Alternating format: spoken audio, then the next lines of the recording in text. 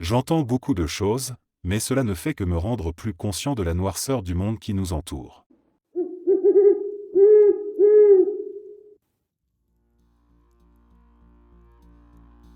Ce n'est pas mon histoire, mais celle qu'une ancienne colocataire m'a racontée. Il y a environ 3 ans, alors qu'elle travaillait comme opératrice, un petit garçon d'environ 5 ou 6 ans a appelé le 911 et a dit « Papa pointe un pistolet sur la tête de maman ». À travers le téléphone, elle pouvait entendre le père hurler sur sa femme et menacer de tuer l'enfant. Ma colocataire a alors dit au petit garçon d'aller se cacher et l'a guidé au téléphone, même après avoir entendu des coups de feu. Quand la police et les ambulances sont arrivées, la mère avait malheureusement été tuée, mais ils ont réussi à sauver le garçon avant que le père ne lui tire dessus.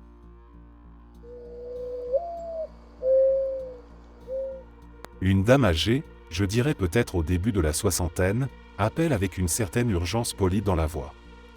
Elle me dit qu'elle pense être en train de faire un AVC. Elle m'explique qu'elle a son petit enfant avec elle à la maison et me demande d'appeler sa fille pour qu'elle vienne récupérer l'enfant. Le temps qu'elle finisse de me donner le numéro de téléphone, je remarque une très légère difficulté d'élocution. Lorsque les secours sont arrivés, probablement en moins de 5 minutes, je n'arrivais plus du tout à comprendre ce qu'elle disait. C'était à la fois fascinant, troublant et profondément triste d'entendre quelqu'un faire un AVC au téléphone, alors qu'il vous parle.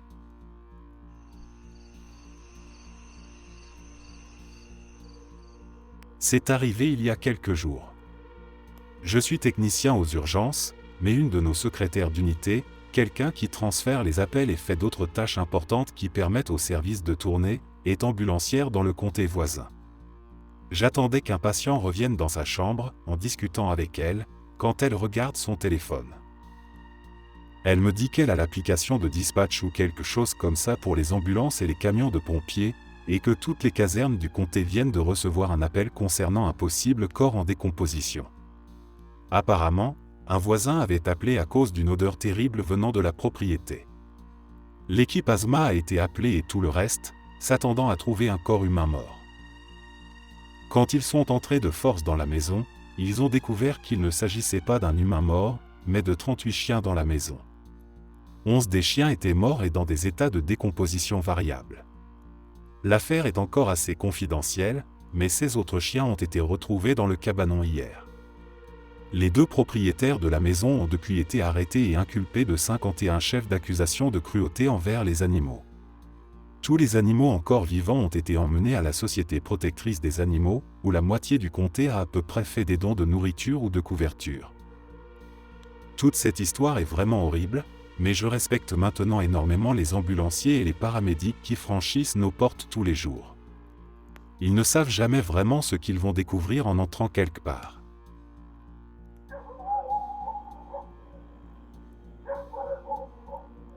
Je travaillais pour une société de téléassistance similaire à Life Alert. Une dame âgée, dans les 90 ans, a pensé que quelqu'un s'introduisait sur sa propriété et a appelé la police. Mais elle souffrait de démence sévère et a oublié qu'elle avait elle-même appelé les forces de l'ordre. Quand les policiers ont sonné à sa porte, elle a cru que c'était eux les intrus. Alors, elle a appuyé sur son bracelet d'alerte pour nous contacter, puis elle a sorti son arme. J'ai immédiatement rappelé la police tout en continuant de lui parler, et sur l'enregistrement, on entend littéralement les coups de feu qu'elle tirait sur les policiers sur place, pendant qu'ils paniquaient. De mon côté, j'ai fait intervenir mon superviseur au plus vite et nous avons essayé ensemble de la calmer. Finalement, la police et moi avons réussi à la convaincre d'arrêter de tirer, mais apparemment, l'un des officiers a été frôlé par une balle à seulement 15 cm. Sa famille a dû intervenir, et elle a été placée en maison de retraite peu après. La démence est vraiment une terrible maladie.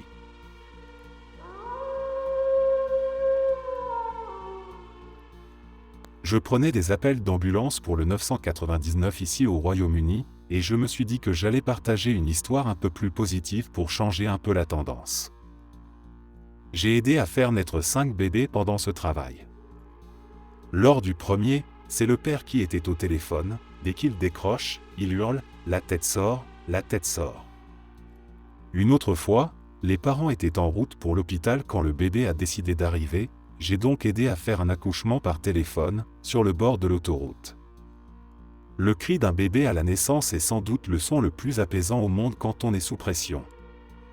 L'une des familles m'a même écrit pour me remercier, et j'ai eu la chance de rencontrer les parents et le bébé. À l'inverse, les appels pour des pendaisons n'étaient jamais faciles. Heureusement, je n'en ai eu que 2. Le premier, un mardi matin, tout juste 7 heures, premier appel de la journée. Une femme décroche en hurlant d'un cri glaçant, une pure explosion d'émotions, rien à voir avec ce qu'on voit dans les films. Son mari s'était pendu dans leur chambre, pendant que leurs enfants étaient encore dans la maison. Elle essayait de tenir les enfants éloignés tout en appelant les secours. Le deuxième appel venait d'un homme qui m'a annoncé très calmement que sa fille s'était pendue. Je ne comprenais pas comment il pouvait rester aussi posé jusqu'à ce qu'il précise, à la fin de l'appel, qu'il était policier et qu'il avait déjà été confronté à ce genre de scène. Pauvre homme. Je pense encore à ces 2 appels.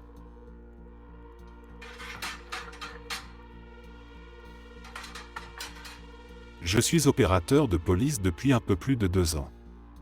L'appel que je n'oublierai jamais est celui de ma première tentative de suicide. Il était environ 23h30 quand cette fille a appelé le 911. Elle devait avoir 19 ou 20 ans.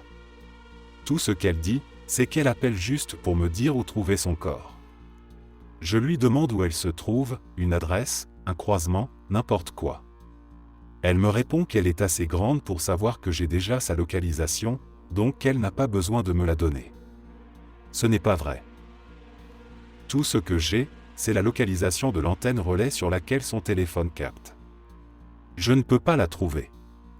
Je la supplie un peu et elle finit par me donner une adresse. Ensuite, je lui demande comment elle compte s'y prendre. J'essaie de la garder en ligne le plus longtemps possible pour qu'elle ne se fasse pas de mal, mais elle ne me répond plus. Je décide de connecter les secours pour envoyer la police et les pompiers à son emplacement. Pendant que je me connecte au service incendie, j'entends un fracas et un bruit d'étouffement. Je ne sais pas ce qu'elle a fait, mais mon cœur s'effondre. Je pense qu'elle s'est tuée pendant que j'étais au bout du fil. Je donne l'adresse aux pompiers et j'ai la police en route. J'écoute la radio de la police pendant que j'essaie de faire parler à nouveau cette fille, et j'entends les agents demander la vérification de l'adresse car ils ne voient aucune maison là-bas. Finalement, j'arrive à faire revenir la fille au téléphone et elle pleure hystériquement. Je lui demande ce qui s'est passé et elle me dit qu'elle était dans la salle de bain et qu'elle avait essayé de se pendre. Elle était trop lourde et la barre de douche s'est pliée. Je suis un peu soulagé parce qu'elle n'est pas morte, mais elle est encore en danger.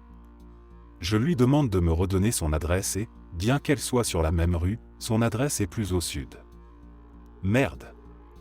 Je dois envoyer les agents et les secours plus près de son emplacement.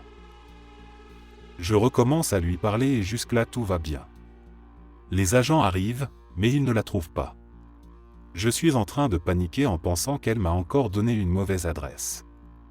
Et elle arrête encore de parler. Juste une ligne ouverte. Je ne sais pas quoi faire. Silence. J'essaie de raccrocher et de la rappeler, pas de réponse. Je pense que j'ai tout gâché. Je demande à mon superviseur s'il y a autre chose que je peux faire, et il me rassure en me disant que j'ai fait tout ce que je pouvais. J'écoute encore un peu la radio de la police et j'entends que les agents ont réussi à entrer dans la maison, ont trouvé la fille et qu'elle est transportée à l'hôpital. C'était un énorme soulagement. J'ai pris une courte pause pour reprendre mes esprits et je suis retourné répondre à d'autres appels.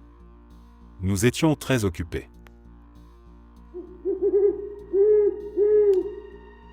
J'ai reçu un appel d'une femme qui m'a expliqué que son neveu de 15 ans s'était enfermé dans le garage pendant une réunion de famille après avoir tenu des propos suicidaires.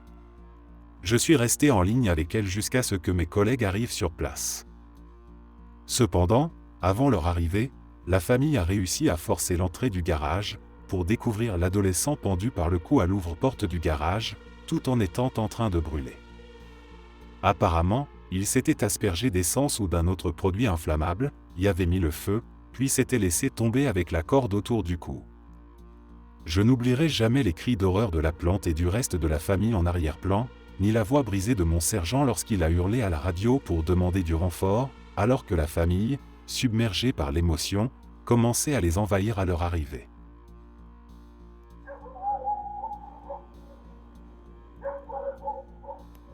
Une femme a appelé pour dire que son père lui avait envoyé un SMS affirmant qu'il allait se suicider en se jetant sous un train. Sur le moment, ce n'était pas si choquant pour moi, ce genre de choses arrive de temps en temps. Ce qui était vraiment effrayant, c'était la façon dont elle a dit, dans environ une demi-heure, un train passera par notre village.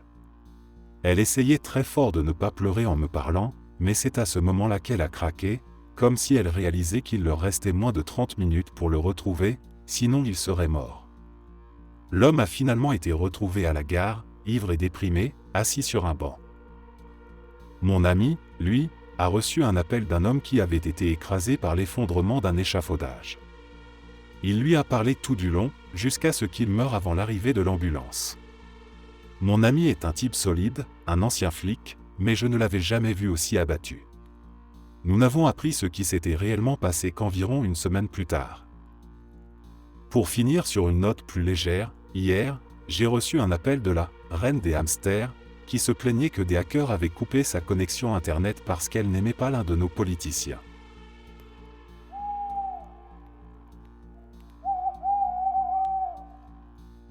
J'ai entendu un appel diffusé en général sur la radio pendant que j'étais en base avec mon mentor, nous étions dans une ambulance à deux. L'opérateur qui diffusait l'appel a dit quelque chose comme « femme, apparemment inconsciente, police sur place, traumatisme majeur. RCP en cours, arrêt confirmé par la police sur place. » Mon mentor me regarde, nous finissions notre service dans 30 minutes à la fin d'une garde de nuit mais nous y allons quand même. Nous sommes juste au coin de la rue. Nous arrivons en un rien de temps. Il y a des policiers partout. Au moins 7 voitures de patrouille. Je suis nerveux comme jamais et mon mentor aussi. En approchant de la maison, un homme sort, menotté par la police. Il a l'air assez content et nous sourit alors que nous passons devant lui. La police nous crie de nous dépêcher, nous courons avec l'équipement jusqu'à la porte d'entrée et nous faisons face à l'une des pires scènes que j'ai jamais vues et qui restera toujours dans ma mémoire. Il y a une femme allongée au sol, avec le côté gauche de la tête enfoncé, du sang absolument partout et de la matière cérébrale éparpillée sur le sol. La police est en train de faire la RCP, nous les arrêtons quand nous voyons que la patiente présente des signes de lividité et de rigidité cadavérique. Je suis littéralement en train de transpirer et au bord des larmes, ce n'est pas comme ça que je voulais finir mon service. Puis, nous entendons derrière nous plus de policiers dans la maison et des bruits d'enfants. 2 enfants sont escortés hors d'une chambre derrière nous avec les yeux couverts et l'un d'eux demande « Que se passe-t-il ? Où est maman ?» Mon cœur a fondu. Je n'ai jamais été exactement traumatisé par un travail mais voir ces enfants protégés de ce qui venait d'arriver à leur mère restera avec moi pour toujours.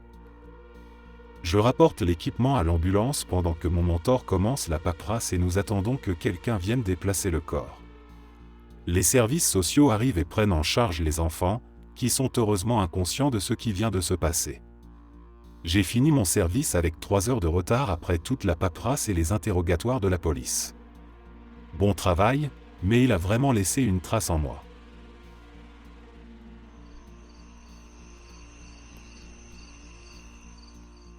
Il y a quelques appels dont je me souviendrai longtemps. L'un d'eux concernait un homme qui, alors qu'il faisait du vélo, a vu un père courir après son fils adulte.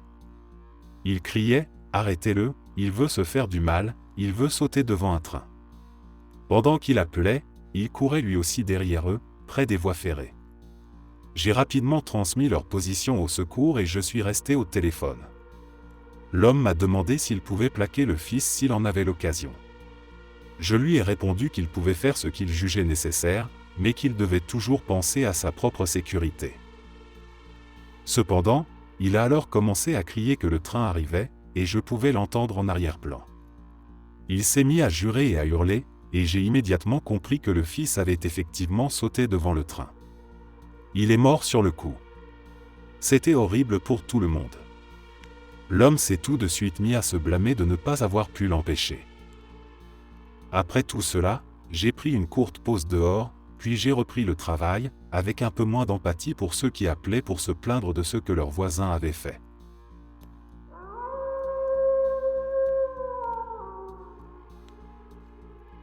Je prenais les appels 911 pour mon comté dans le Maine, puis j'ai fait du dispatch pour la plus grande ville du comté. Je connaissais très bien beaucoup de gens du centre d'appel 911, donc si un appel qu'il m'envoyait pour dispatch était intéressant, bizarre, difficile, il m'envoyait un message sur notre système pour me demander des nouvelles. 2 appels durant mon temps là-bas ressortent beaucoup. Quand je travaillais du côté des appels 911, environ une semaine après avoir commencé à prendre les appels, donc j'avais un formateur juste à côté de moi, j'ai reçu un appel venant d'une de nos villes rurales. La plupart des villes sont assez rurales. C'était un garçon de 9 à 10 ans qui me disait que sa maman était sur le siège avant de son camion et qu'elle ne respirait plus et ne se réveillait pas. J'ai dû lui expliquer comment tirer sa maman du siège et la poser au sol pour qu'il puisse commencer la RCP. À cause de l'endroit où il se trouvait, il a fallu environ 15 minutes pour que le premier secouriste arrive. Nous avons appris plus tard qu'elle avait fait une overdose d'héroïne environ 12 heures avant cet appel et que ses jambes ne voulaient plus se redresser, elle restait en position assise. L'autre appel a eu lieu quand je faisais du dispatch. Un homme a appelé le 911, a donné son adresse et son numéro de téléphone et les a confirmés tous les deux.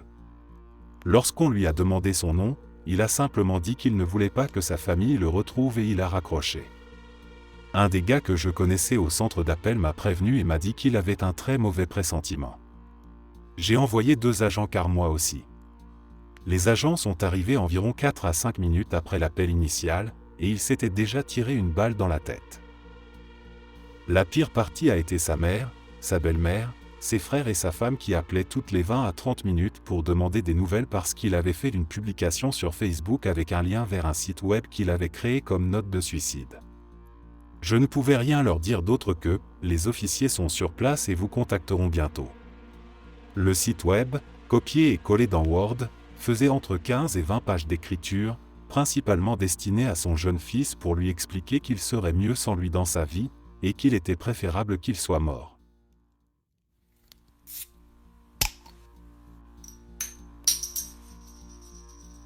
Une femme de 90 ans appelle et dit qu'elle a un petit problème. Elle a du mal à utiliser le téléphone et m'explique qu'elle avait un ulcère à la jambe qui a éclaté et qu'elle prend des anticoagulants, donc il y a beaucoup de sang qui sort. Je fais immédiatement partir une ambulance vers elle, mais au milieu de l'appel, le téléphone devient silencieux et j'entends un gros bruit sourd au sol. Après ça, je fais de mon mieux pour crier dans le téléphone afin d'attirer son attention. Tout ce que j'entends, c'est une respiration très lourde, mais pas de réponse. Cela continue pendant quelques minutes avant que je n'entende des coups à l'autre bout du fil et une voix appeler faiblement le nom de la dame. Je continue d'essayer de la réveiller moi-même mais sans succès. J'entends la fenêtre se briser et plusieurs voix s'approcher. Ils l'atteignent et, heureusement, j'entends sa voix très faible répondre. Normalement, nous ne savons pas ce qu'il advient ensuite, mais dans ce cas, j'ai reçu une lettre et des chocolats de la part de la dame qui expliquait qu'elle pouvait m'entendre tout du long et que cela la rassurait de savoir que de l'aide arrivait, même si elle n'avait pas la force de répondre. Pour ce qui avait été un travail vraiment pourri sur le moment, recevoir cela a rendu les mois suivants beaucoup plus faciles.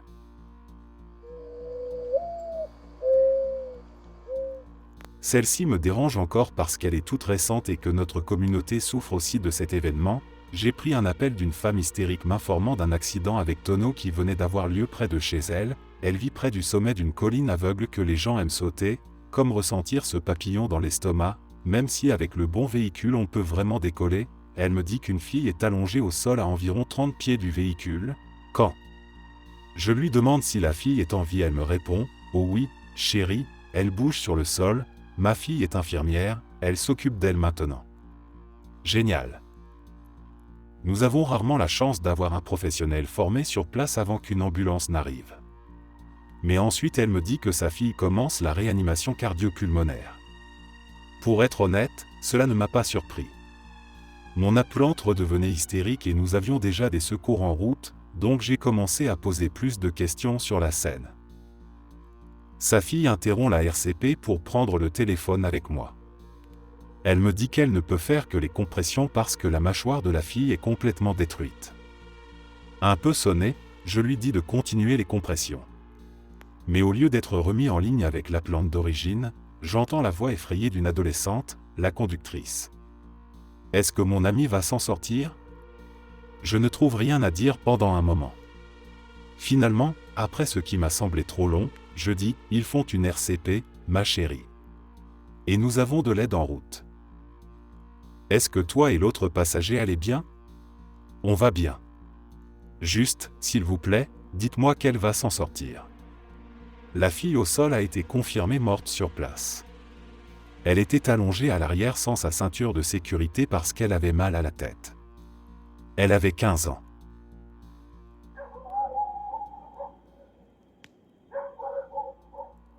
Difficile d'en choisir juste une, tant de souvenirs qui ne me quitteront jamais. J'étais en train de former un ambulancier à répondre aux appels et ce type étrange a appelé, beaucoup de respirations lourdes, des bruits métalliques bizarres en fond, il nous a dit qu'il avait un saignement grave mais ne voulait pas préciser d'où ou à cause de quoi. Mon stagiaire ambulancier m'a chuchoté que ses amis ambulanciers allaient intervenir sur cet appel, il me l'a murmuré d'un ton joyeux, pas du tout inquiet, alors que moi j'étais en train de paniquer, j'avais des frissons. L'appelant disait des choses comme « S'il vous plaît n'allumez pas les gyrophares de l'ambulance et garez-vous derrière parce que je ne veux pas que quelqu'un sache que vous êtes là, et, je suis à l'étage, la porte est ouverte et désolé, aucune lumière de la maison ne fonctionne, dans un ton du style je vais bientôt tuer quelqu'un. » Nous avons appelé l'équipe et leur avons dit de ne pas entrer et que la police avait été dépêchée. De rester en attente jusqu'à leur arrivée. Mais évidemment nous sommes restés en ligne avec le gars qui respirait lourdement et disait qu'il était dans le placard à l'étage, en train d'attendre. La prochaine chose que j'ai su, c'est que j'ai entendu la voix des ambulanciers qui criaient « Où êtes-vous » et la police était encore à 15 minutes d'arriver. J'ai totalement cru qu'ils allaient mourir. Genre, la voix des ambulanciers reste gravée dans ma tête pour toujours ainsi que le regard d'impuissance sur le visage de mon stagiaire. Nous étions tous silencieux et l'appelant respirait lourdement sans répondre. Puis, ah te voilà. Je t'ai trouvé. Tu étais dans le placard. Comment puis-je t'aider? Oh, attends, laisse-moi t'aider à raccrocher le téléphone. Les ambulanciers ne sont pas morts mais le gars était assis dans le placard avec une arme et des balles et il s'était ouvert le scrotum et bourrait la plaie de mouchoir, pour arrêter le saignement je suppose.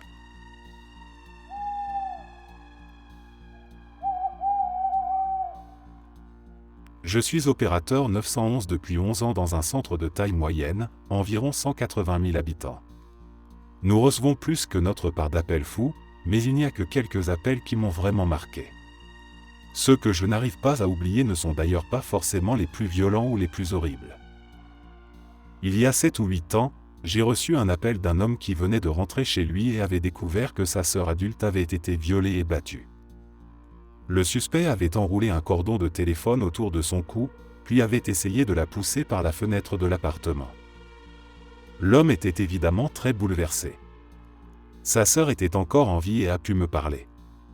Comme elle n'avait pas été aveuglée, j'étais certain de pouvoir obtenir une description de l'agresseur. Elle a répondu à toutes mes autres questions, mais a catégoriquement refusé de me donner la moindre information sur l'auteur de l'agression. J'ai découvert par la suite que c'était par instinct de survie, l'homme qui avait fait ça, c'était en réalité le frère qui avait appelé le 911. Il était tellement crédible que cela m'a profondément troublé. Je me suis aussi senti horriblement coupable d'avoir insisté auprès d'elle pour obtenir des détails, alors que son agresseur se trouvait juste à côté, et que sans le savoir, j'aurais pu la mettre encore plus en danger.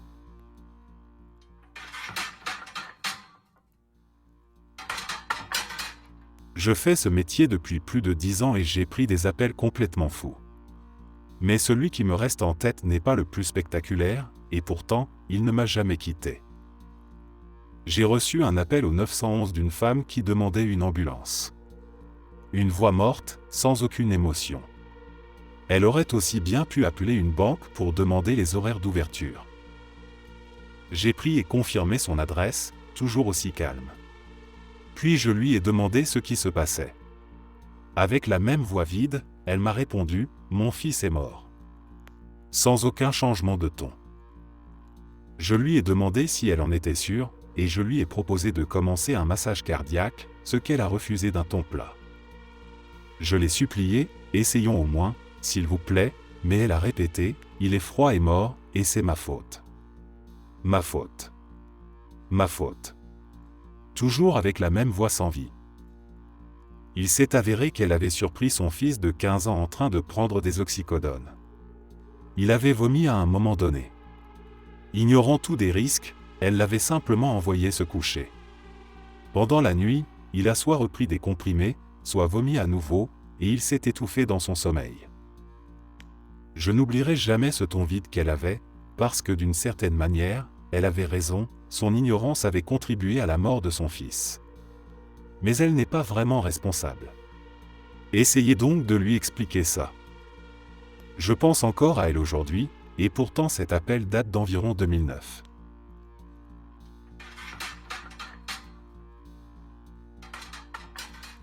Je suis sûr que beaucoup d'autres auront des histoires bien plus folles que la mienne. Mais pour moi, c'était la première fois que je recevais un appel pour une overdose. C'est une expérience assez dingue d'entendre littéralement quelqu'un en train de mourir de l'autre côté du téléphone. C'était un mélange de gargouillements, de cris et de halètements. Heureusement, c'est l'ami de la personne en overdose qui avait passé l'appel, ce qui m'a permis d'obtenir quelques informations à transmettre aux policiers et pompiers. Malheureusement, le témoin était lui aussi complètement défoncé et paniqué, ce qui est compréhensible, et il a menti sur les drogues consommées par son ami, ce qui a légèrement retardé l'administration du Narcan, pas au point de changer l'issue, mais ça a quand même pris un peu plus de temps. Au final, la personne qui faisait l'overdose a survécu.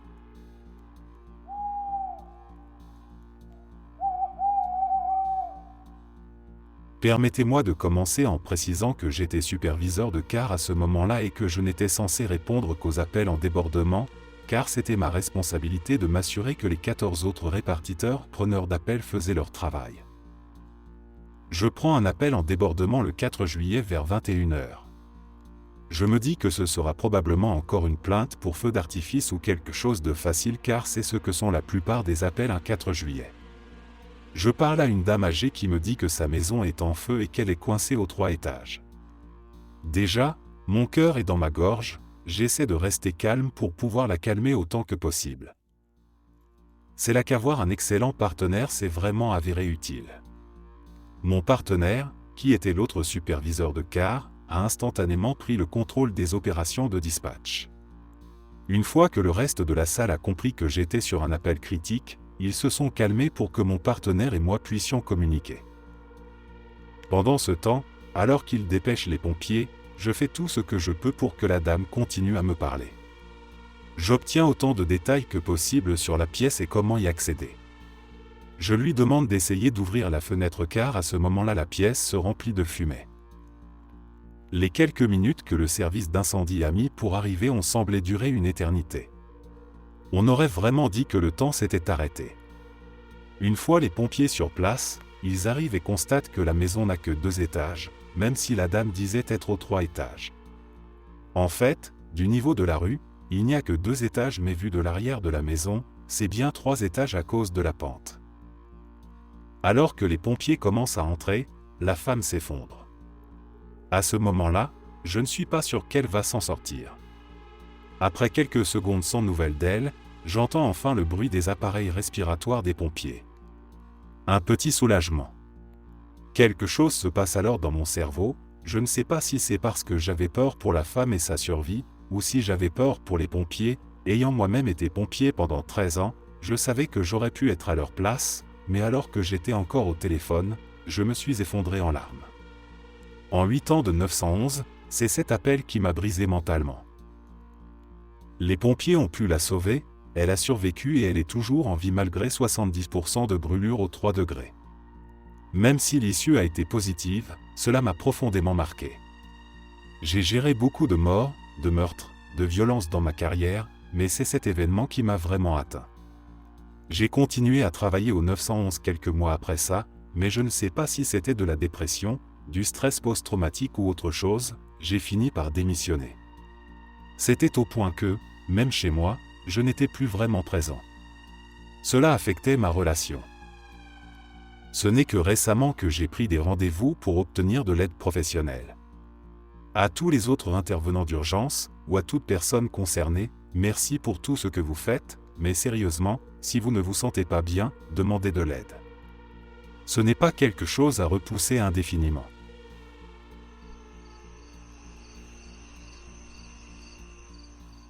Pour moi, les pires appels sont toujours ceux auxquels je peux m'identifier personnellement.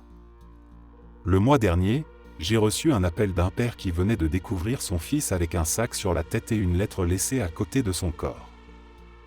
J'ai géré énormément d'appels liés à des suicides, mais celui-ci a été particulièrement difficile pour moi, car le fils avait mon âge, et la façon dont le père suppliait son fils ressemblait exactement à ce que j'ai toujours imaginé si mon propre père devait faire face à une telle situation. Depuis, j'ai cette phrase qui me trotte dans la tête au moins 2 ou 3 fois par jour. « Allez, bonhomme. Ne me fais pas ça. » Et, même si ce n'était pas un appel à proprement parler, lors de ma toute première garde en autonomie, j'ai envoyé en intervention le shérif avec qui j'avais fait ma patrouille d'observation. Il a été abattu lors d'une dispute domestique. Entendre son cri, étouffé par le sang, lançant un « coup de feu » à la radio est quelque chose que je n'oublierai jamais.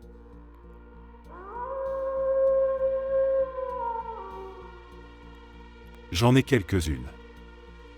J'ai pris un appel d'un homme dont la fille d'environ 1 an était tombée dans la piscine alors qu'elle n'était pas surveillée. Au moment de l'appel, elle ne respirait pas, était inconsciente et n'avait pas de pouls. Mon partenaire a envoyé les pompiers et les secours pendant que j'étais au téléphone. J'ai réussi à faire commencer la RCP à la mère de l'enfant. Heureusement, elle était certifiée et n'a presque pas eu besoin d'instructions, il a juste fallu lui dire de compter ses compressions à voix haute pour que je puisse suivre. Avant que les premiers secours n'arrivent, le bébé recommence à respirer.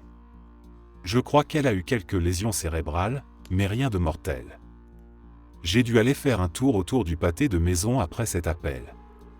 S'il vous plaît, s'il vous plaît, s'il vous plaît, si vous n'êtes pas certifié en RCP, faites-vous certifier. Cela a très bien pu faire la différence entre la vie et la mort de cet enfant. Sur une note plus légère, j'ai aussi eu un gars qui a appelé en prétendant qu'il faisait une crise cardiaque. Aucune des informations que j'ai obtenues de ce gars n'indiquait qu'il risquait d'en faire une. Un homme d'une vingtaine d'années, poids moyen, aucun antécédent de problème cardiaque, ni aucun autre antécédent médical d'ailleurs. Il s'est avéré qu'il avait fumé de l'herbe particulièrement forte environ 30 minutes avant l'appel. Absolument rien de mal chez lui à part qu'il était complètement défoncé. On a bien rigolé avec celui-là. J'ai aussi pris un appel d'un gamin d'environ 10 ans qui pensait que ce serait drôle de faire une blague au 911. Il a commencé en disant qu'il y avait un incendie. Je pouvais l'entendre pouffer de rire en arrière-plan. Ensuite, il a miaulé dans le téléphone. J'ai réussi à obtenir une bonne localisation de l'appel et à avoir son adresse. J'ai lu l'adresse à voix haute et je lui ai demandé si c'était là qu'il habitait. Clic, très bien, je t'ai eu, petit con. Un adjoint est allé à la maison comme le veut notre politique et il a expliqué la situation aux parents. L'adjoint m'a raconté plus tard que le gamin s'était fait passer un sacré savon. Très gratifiant.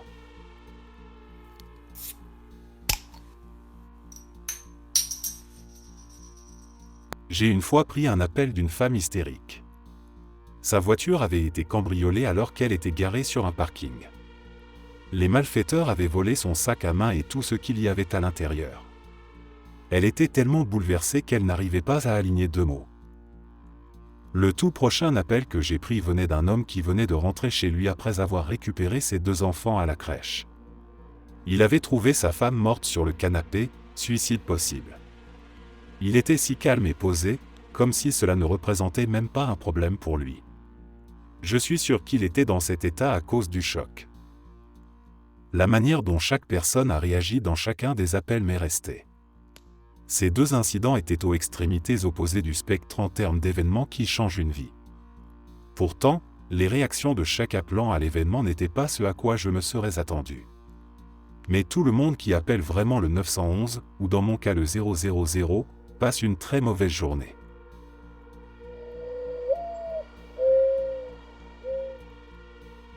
Lors de mon 2e service à temps plein, il était environ 23h un jeudi. Nous recevons un appel d'une femme, en train de hurler, juste hurler. C'est tout ce que nous avons entendu. La connexion a été perdue. Deuxième appel au 911 du voisin d'en face. Je crois que je viens d'entendre un coup de feu et maintenant notre voisine hurle, elle appelle à l'aide.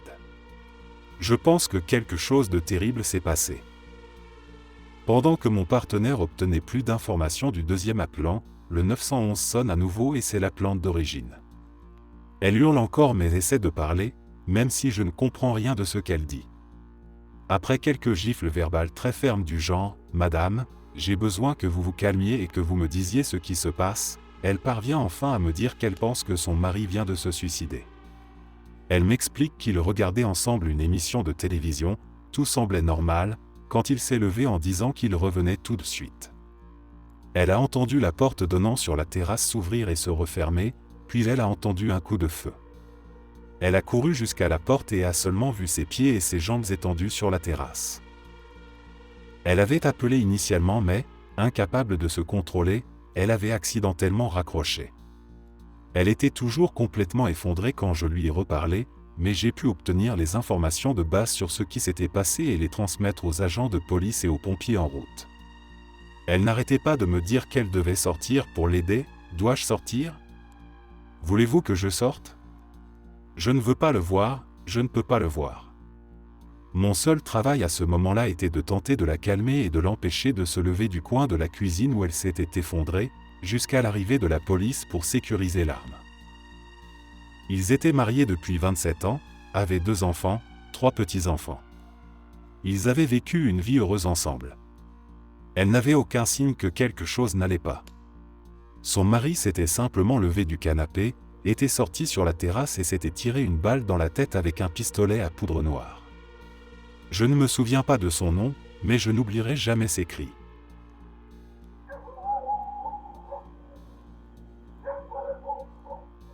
Je ne suis pas opérateur, mais ambulancier. Nous avons été appelés à 23 heures pour une agression, avec très peu de détails, on nous avait seulement informé qu'une femme criait à l'aide. Nous arrivons, environ 5 voitures de police sont en train de partir, au milieu de la route se trouve un sergent avec un sourire étrangement large sur le visage. Il dit, il ne s'agissait pas d'une agression, mais est-ce que vous avez déjà assisté à un exorcisme? Et c'est ainsi que j'ai assisté à mon premier et dernier exorcisme. Il y a plus de détails, j'en ajouterai si cela intéresse. En approchant de la maison, nous ouvrons la porte d'entrée et sommes confrontés à rien d'autre qu'un chihuahua à un œil et 3 pattes, je ne plaisante pas. Sur la droite, une famille joue au Scrabble, avec un policier armé debout derrière eux. Déjà sur les nerfs, je m'approche de la jeune fille qui avait appelé à l'aide, elle était secouée mais autrement en bonne santé. Apparemment, la famille l'avait immobilisé et lui avait jeté de l'eau dessus dans une tentative d'enlever son « démon ». Après enquête, il s'est avéré qu'elle pleurait simplement à cause d'une rupture amoureuse.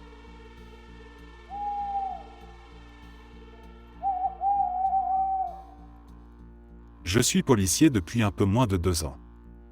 Durant ma courte carrière, j'ai eu le grand plaisir de sauver quelques vies, y compris celle d'une fillette de 2 ans qui était devenue violette et gisait au fond d'une piscine quand je suis arrivé sur les lieux. Elle a survécu, et curieusement, je suis allé à l'école avec les parents de cet enfant. Cependant, ce n'est malheureusement pas mon appel le plus mémorable. Il doit y avoir égalité entre 2 des scènes les plus horribles que j'ai jamais eu à gérer. La première étant un apparent suicide. Nous venions tout juste de quitter le commissariat lorsque l'appel est tombé, signalant qu'un homme venait de se tirer une balle dans la salle de bain pendant que sa femme prenait sa douche. Évidemment, toute l'équipe et moi arrivons sur les lieux, et cette femme surgit en courant, tenant un bébé de 2 ans, hurlant d'horreur, pleurant et suppliant pour que nous le sauvions, mais il ne restait plus grand-chose à sauver. Un seul coup de feu dans la tête et beaucoup de matière cérébrale. En entrant dans la pièce et en sentant l'odeur métallique dans l'air, j'ai confirmé avec les secours qu'il était décédé, puis je me suis occupé de réconforter la femme. Elle a sangloté sur mon épaule pendant 10 minutes, me demandant pourquoi, me demandant comment, me demandant ce qu'elle avait fait de mal. À ce jour, je ne peux pas me débarrasser du malaise que je ressens quand je passe dans ce quartier. Ma deuxième histoire est assez simple et courte. Après avoir travaillé sur une scène de fusillade, on m'envoie pour un appel de vérification de bien-être. Je travaille dans une zone rurale, mais notre comté est vaste et je me retrouve à l'ouest, dans un grand marécage. La région est principalement habitée par des travailleurs migrants et des gens qui préfèrent vivre loin de la société. En gros, j'arrive dans une sorte de bidonville composé de 3 ou 4 caravanes de fortune avec des Porsche rafistolés. Honnêtement, je n'appellerais même pas ces conditions de vie acceptables pour un animal. Mon plaignant était un homme de 45 ans qui n'avait pas eu de nouvelles de son père de 75 ans depuis 2 semaines. À mon arrivée, je sens l'odeur. Si vous travaillez dans ce domaine, vous savez de quoi je parle. C'est celle qui vous fait frissonner et penser « je vais devoir sortir le ruban de scène de crime ». Je ne fais pas ça tout de suite, je m'approche de la caravane où l'odeur devient de plus en plus nauséabonde. Sur le perron, il y a les restes en décomposition d'un chaton, squelettique avec encore un peu de chair, que les nuisibles n'ont pas encore totalement dévoré. J'approche de la porte de la caravane et par le bas de la porte, je peux voir la flaque. Pour ceux qui ne savent pas, quand un corps humain reste trop longtemps au même endroit, il finit par se liquéfier. Cet homme était tellement décomposé que son liquide avait commencé à s'infiltrer sous la porte. J'appelle les pompiers pour forcer la porte et, sans surprise, juste à côté du lit se trouvait le père. Mort depuis longtemps, essentiellement pourri après être resté dans une caravane pendant au moins 1 semaine et demie sous la chaleur et l'humidité de l'été en Floride du Sud. C'est la vision d'un corps humain tellement décomposé et défiguré que je n'oublierai jamais. Malheureusement pour moi, je suis habitué à l'odeur, donc alors que mon partenaire n'a pas pu dépasser le stade du chaton mort, c'est moi qui ai dû faire le véritable travail de police et inspecter le cadavre pour rechercher des signes de traumatisme. Croyez-le ou non, c'est plutôt difficile à faire quand le corps est si boueux et le visage si affaissé que l'on ne peut même pas identifier le défunt. Je n'oublierai jamais ce jour. Je n'oublierai jamais ce que j'ai vu. Et je ne cesserai jamais de me demander comment ce chaton est mort sur ce perron.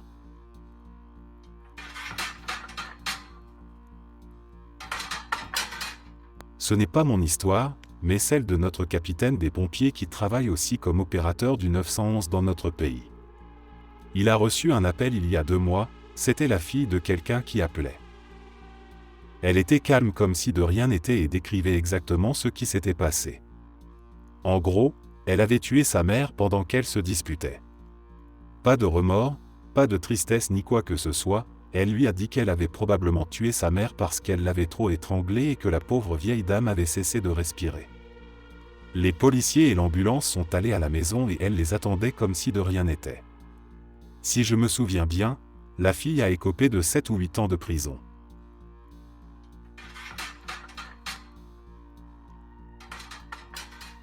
Ma cousine est atteinte du syndrome d'alcoolisation fœtale et de schizophrénie paranoïde. À l'époque, elle avait environ 22 ans, et Justin Bieber commençait à devenir célèbre. C'est important pour la suite. Ma tante n'a jamais su comment s'occuper correctement de ma cousine, et en conséquence, elle a été laissée en grande partie sans traitement. Ma tante l'a installée dans un petit appartement dans un mauvais quartier, et ma cousine a commencé à avoir des problèmes avec les autorités. Beaucoup.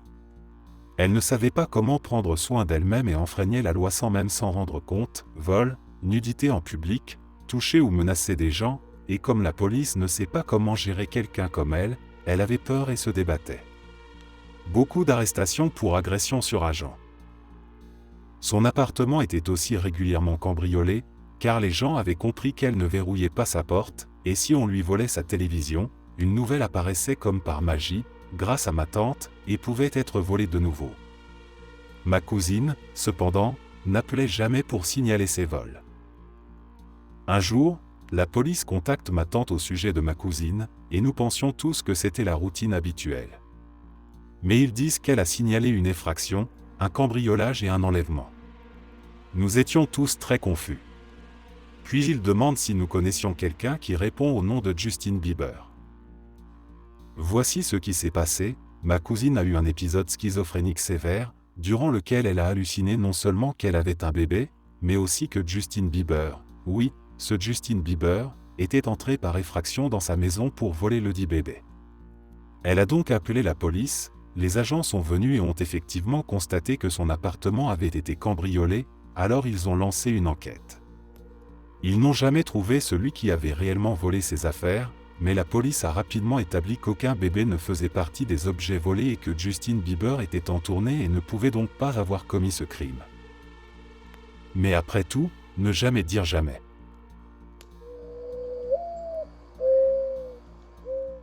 Ce n'est pas mon histoire, mais celle de ma sœur qui est opératrice. Un jour, elle a reçu un appel d'un homme qui disait qu'il venait de tuer sa sœur et son frère. Elle l'a gardé au téléphone pendant 5 ou 6 minutes pour s'assurer qu'il ne s'enfuyait pas avant l'arrivée des policiers. Elle a réussi à lui faire admettre qu'ils avaient tous bu et joué aux cartes, puis s'étaient disputés quand l'un d'eux avait accusé l'autre de tricherie.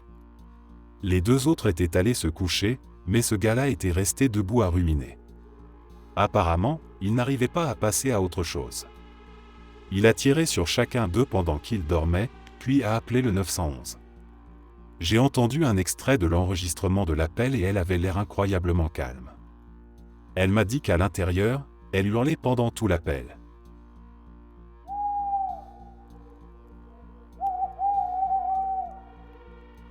Ma sœur avait des problèmes de santé mentale depuis environ l'âge de 11 ans.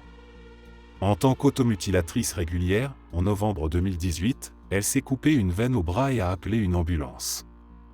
Cependant, en raison de son instabilité mentale et de sa consommation de drogue ou alcool cette nuit-là, elle est restée au téléphone avec l'opératrice des services d'urgence pendant 45 minutes. L'opératrice essayait d'évaluer la situation et d'obtenir des informations comme l'adresse de ma sœur. Du point de vue de ma sœur, l'opératrice ne l'aidait pas, alors elle est devenue abusive envers elle. Toutefois, à cause de l'état mental de ma sœur à ce moment-là, elle alternait entre des propos abusifs et des pleurs, des supplications pour obtenir de l'aide. L'opératrice n'a pas réussi à obtenir les bonnes informations à temps. Après 1 heure, une ambulance a finalement été envoyée à l'appartement de ma sœur, mais elle a été déclarée morte sur place. Ma famille et moi ne tenons pas l'opératrice responsable du tout. Ma mère a écrit une lettre à l'opératrice pour lui expliquer la situation de notre point de vue. J'ai entendu dire que l'opératrice était enceinte à ce moment-là et qu'elle avait été très traumatisée par ces événements, et qu'elle avait pris un congé prolongé avant son congé maternité. On m'a également dit qu'elle ne reviendrait peut-être jamais à son poste à cause de ces événements. Ma famille et moi avons été invités à ne pas écouter l'appel car il est très traumatisant. C'est définitivement quelque chose que l'opératrice et notre famille n'oublieront jamais.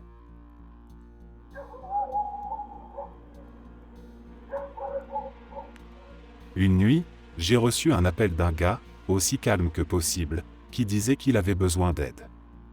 Honnêtement, je pensais que c'était une plainte pour tapage envoyée via le 911. Je prends son adresse et ses informations et je lui demande ce qui se passe ce soir. Il me dit que sa femme est en train d'accoucher. Je me redresse un peu et il me dit qu'elle a déjà accouché d'un, et qu'il ne respire pas. Je lui dis que nous devons faire la RCP. Aussi calme que possible, il me répond qu'il ne peut pas, que ce sont tous les deux des morts-nés. Pour une raison que je ne comprends toujours pas, n'étant pas médecin, ils leur ont dit qu'elle devait mener la grossesse à terme et accoucher. Je suis resté au téléphone pendant qu'il la guidait pour accoucher du second, j'ai de nouveau proposé la RCP par obligation, ce qu'il a de nouveau refusé. Et puis je suis resté en ligne à les écouter pleurer jusqu'à ce que les pompiers arrivent. En plus de 10 ans, c'est la seule fois où j'ai pleuré pendant un appel. Étant moi-même jumeau, je ne peux pas imaginer que mes parents aient dû traverser cela. J'en ai encore des frissons rien qu'en retapant cette histoire après toutes ces années.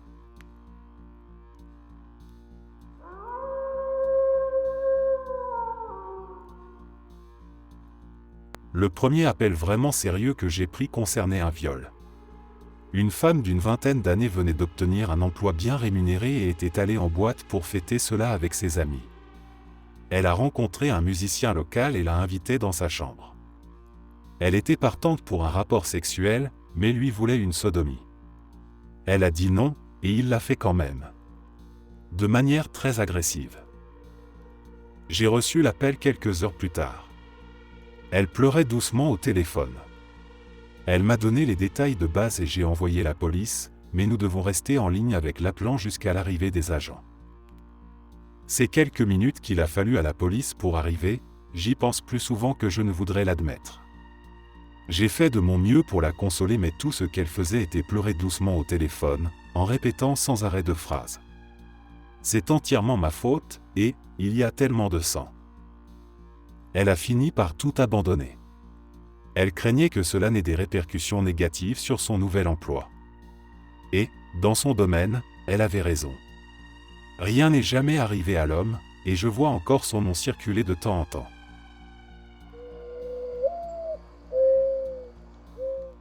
Vers 7 heures du matin, un homme appelle et dit que sa femme est non réactive, qu'elle a des difficultés à respirer, après son service de nuit au Waffle House. Je fais du dispatch dans le nord du Kentucky, donc une overdose aux opioïdes est suspectée et probable. L'appelant était sur la défensive et ne voulait pas répondre aux questions, et je l'entendais parler à sa jeune fille en arrière-plan. L'équipe est arrivée, a confirmé l'overdose, 2 doses de Narcan l'ont ranimée, et ils l'ont transportée à l'hôpital. C'était en gros l'appel pour overdose le plus normal et au meilleur dénouement que j'allais gérer. Vers 13 h le même jour, je reçois un appel au 911 d'une jeune fille très effrayée, mais aussi calme que possible. J'ai répondu au téléphone, « Où est votre urgence ?» Ce à quoi elle a répondu, « Papa a fait ce que maman a fait. » Je n'ai pas compris tout de suite. J'avais probablement traité 3 à 4 overdoses de plus ce matin-là, donc ça n'a pas fait tilt. Elle m'a dit qu'il respirait un peu, mais n'a pas pu me donner son adresse. Je ne pouvais envoyer personne sans savoir où elle était. Je me suis rappelé que mon formateur avait dit quelque chose à propos de récupérer la plaque d'immatriculation d'une voiture à l'extérieur si un enfant, ou peut-être un patient diabétique, appelait et n'était pas capable de donner une adresse correcte. J'ai obtenu la plaque, l'adresse du propriétaire enregistrée, et là ça a fait tilt. Cet enfant a dû être témoin de l'overdose de ses 2 parents à l'âge d'environ 7 ans. Je veux serrer dans mes bras la personne qui lui a appris à appeler le 911. Ayant moi-même une fille de 8 ans maintenant, cela me donne juste envie de la prendre dans mes bras.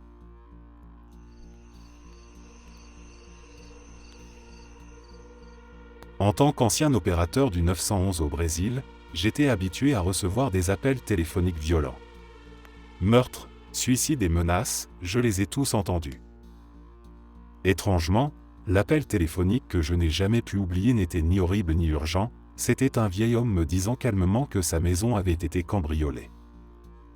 Avec la voix la plus triste que j'ai jamais entendue, il a dit « J'ai travaillé toute ma vie pour acheter ces choses, maintenant tout est parti, j'ai tout perdu. » Il a commencé à pleurer au téléphone, et mon cœur s'est brisé. Cet homme était assez pauvre, et il avait travaillé dur pour acheter ses meubles et ses appareils électroménagers au fil des années, il était maintenant à la retraite et ne pouvait plus se permettre de racheter tout cela. La plupart des Brésiliens n'ont pas d'assurance habitation, donc si vos biens sont volés, vous ne revoyez jamais cet argent. J'ai demandé à l'officier de police qui est allé chez lui de me faire un compte rendu direct, et il m'a dit que la maison du vieil homme avait été complètement vidée. Il avait vraiment tout perdu. J'espère qu'il va bien aujourd'hui.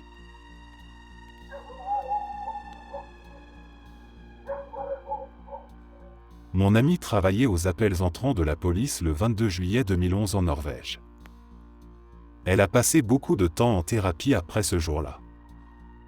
Cela commence par un appel entrant comme d'habitude, mais elle n'avait aucune idée que d'autres appels avaient commencé à arriver depuis l'île d'Utia et a répondu à son appel complètement non préparé.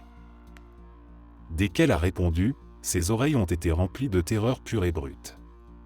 Une jeune fille chuchotant avec une voix tellement effrayée et tremblante qu'il était difficile de l'entendre clairement. « Il est là. S'il vous plaît, venez nous aider. Oh mon Dieu, il est là. Je peux l'entendre. Je peux entendre les tirs. Il nous tire dessus. Où êtes-vous » Et cela se répétait plusieurs fois. La fille à l'autre bout ne répondait jamais aux questions de mon ami, elle était trop effrayée. Puis soudain, un coup de feu est entendu, et la voix s'arrête. Mon ami entend d'autres coups de feu et des cris d'aide, puis encore des tirs qui s'éloignent. L'appel est toujours actif. Mon ami se lève et peut voir d'autres policiers courir partout. Regards ébahis. Le chaos éclate, alors que le carnage vient juste d'atteindre la police. Elle a géré beaucoup d'appels d'enfants et d'adolescents terrifiés ce jour-là, et ce qui la hante encore aujourd'hui est son incapacité à réellement communiquer avec eux à travers leur terreur. Presque chaque appel se terminait brusquement, ou sans que les enfants n'entendent ses questions, ses réponses et ses informations.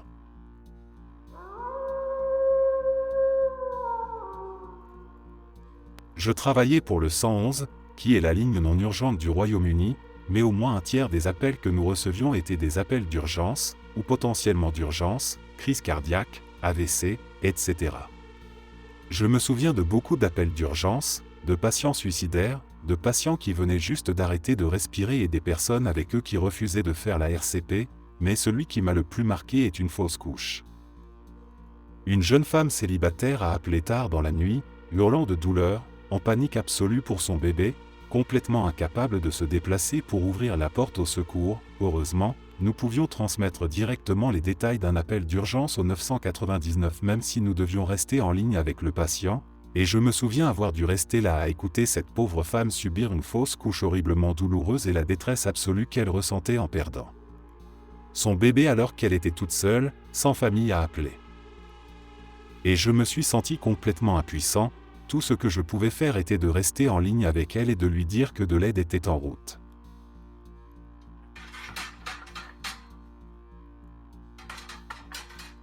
Ce n'est pas mon histoire, mais celle de ma mère, qui est opératrice au 911 depuis plus de 15 ans. Moi et mes frères et sœurs avons souvent entendu parler de cet appel lorsqu'on était plus jeunes. Une adolescente jeune femme avait été kidnappée. Le classique piège, une femme plus âgée lui avait offert des verres dans un bar, jouant la figure sympathique prête à fermer les yeux sur quelques règles. Finalement, la jeune fille s'est fait droguer et livrer à un homme, qui l'a emmenée dans son sous-sol où il l'a agressée. Elle s'est donc retrouvée piégée dans une cave avec un homme armé d'un couteau. Il s'était endormi, et la fille a réussi à trouver un téléphone pour appeler le 911.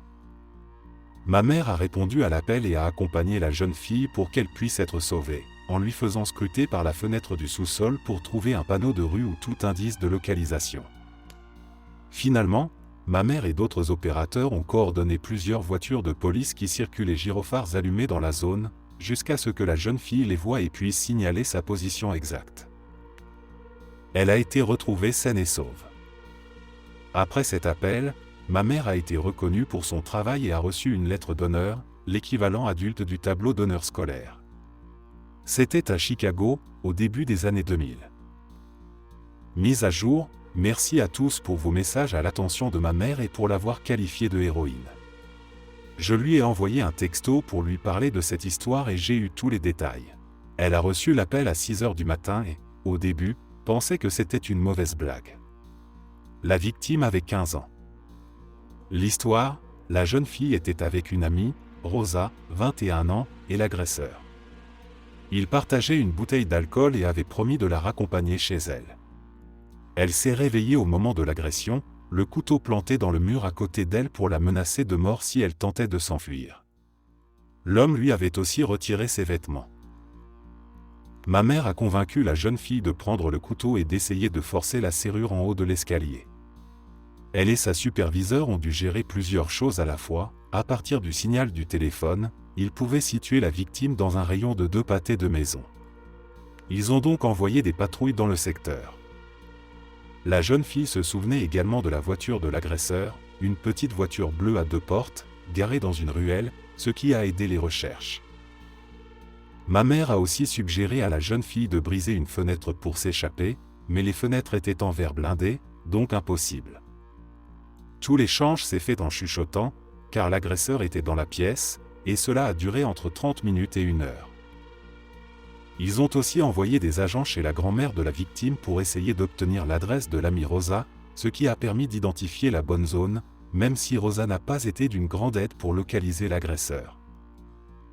Finalement, grâce au gyrophare des voitures de police, la jeune fille a réussi à s'échapper par une porte arrière du sous-sol, courant en portant seulement un short appartenant à l'agresseur. Vu la configuration des lieux, une sorte de coach house, il n'aurait probablement jamais réussi à la retrouver sans ce concours de circonstances. Ma mère et l'agent arrivé le premier sur les lieux ont tous deux été décorés pour leur intervention. La citation de ma mère sur son métier. J'entends beaucoup de choses, mais cela ne fait que me rendre plus conscient de la noirceur du monde qui nous entoure.